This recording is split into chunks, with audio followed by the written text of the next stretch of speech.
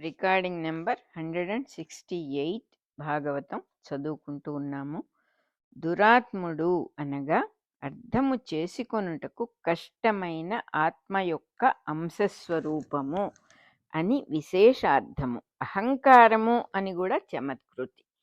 బ్రహ్మబంధుడు అనగా భ్రష్టుడైన బ్రాహ్మణుడు. వేదమును అనుసరించియు యజ్ఞముల ఫలములను అనుభవించియు ధూమ మార్గము పట్టినవాడు. అపఖ్యాతి పడుట, దుర్గతి పట్టుట అనగా యోగాభ్యాసపరులచే కామ్యకర్మలు నిందింపబడుట, వానిని అనుసరించిన వారు కష్టముల పాలగుట.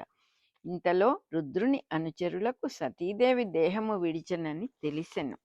ఆ ద్రోహమునకు కారకుడైన దక్షుని నరికి పారవైచుటకై వారొక్క పెట్టున ఖడ్గములు గదలు ధరించి లేచిరి.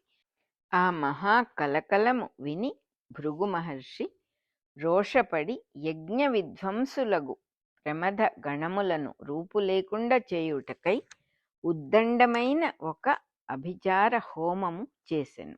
ఆ హోమమును దక్షిణాగ్నిగా రగిల్చి అందు హవిస్సును హుతము చేసెను. వెంటనే సోమలోకమున తపస్సు చేసుకొనుచున్న కొన్ని వేల మంది దేవతలు హోమగుండము నుండి ఉద్భవించిరి. వారి పేరు ఋభువులు. వారు బ్రహ్మ తేజస్సుతో వెలుగుచూ దివ్య విమానములలో బయలుదేరిరి. కొరవులను ఆయుధములుగా గోని రుద్రుని అనుచరులైన ప్రమధులను వెంటబడి కొట్టగా ప్రమధులు పరాజితులై పారిపోయి ఎచ్చటనో దాగిరి. భృగువు అనగా చంద్రలోకమును తన తపస్సుచే సాధించిన ఋషి. అతడు శుక్రునకు మూలపురుషుడు కనుక శుక్రోత్పాదకమైన యజ్ఞము చేయగా ఋభువులు శుక్రధాతు స్వరూపులై పుట్టిరి.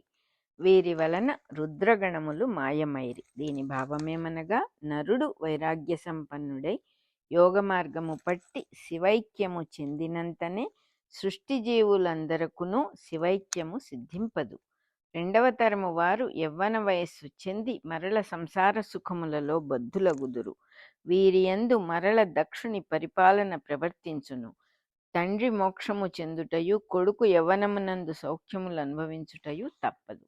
యజ్ఞమున గార్హపత్యము, దక్షిణాగ్ని, అహవనీయము అను మూడగ్నులుండును. వీనినే త్రేతాగ్నులు అందురు. అందు గార్హపత్యము అనగా గృహపతి వెలిగించు అగ్ని.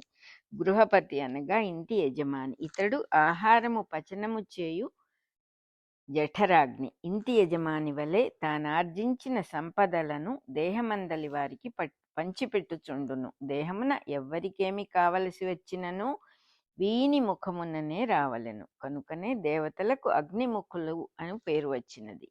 అహవనీయము అనగా హోమము చేయు అగ్ని. ఇదియే బుద్ధిబలము. నేర్చినదెల్ల దీనియందు హోమము చేయబడి పవిత్రత చెంది అంగీకరింపబడును. దక్షిణాగ్ని అనగా దక్షిణ దిక్కున రగుల్కొల్పునట్టి అగ్ని. దేహమున శిరస్సు ఉత్తర భాగమనియు నడుము దక్షిణ దిక్కనియు సంకేతము. కామము అనబడు దాంపత్య ధర్మమునకు దక్షిణాగ్ని అని పేరు. భృగు మహర్షి దక్షిణాగ్నిలో హోమము చేసి జీవులకు ప్రతి తరమున యవ్వనము దాంపత్యాభిలాష కలిగించును. పిమ్మట నారదుడు శివుని కడకు పోయి సతీదేవి తండ్రిచే పరాభవింపబడి దేహము విడిచిన వృత్తాంతమును చెప్పెను. ప్రమధులు ఋభువుచే ఓడిపోయి పారిపోయిరి అని కూడా చెప్పెను. పూర్వము గజాసురుని సంహరించిన పరమేశ్వరుడు జరిగిన వృత్తాంతము విని పెదవి కరచుకొని మదించిన సింహము వలె గర్జించెను. భయంకరముగా నవ్వెను. అతని శిరస్సుపై జడలు మెరుపు తీగల వలె నిప్పులు గ్రక్కెను. అందొక్క జడను ఊడబెరికి క్రోధముతో భూచక్రము నడుమకు విసిరెను. ఇట్లు పెరికి విసరిన రుద్రుని జట నుండి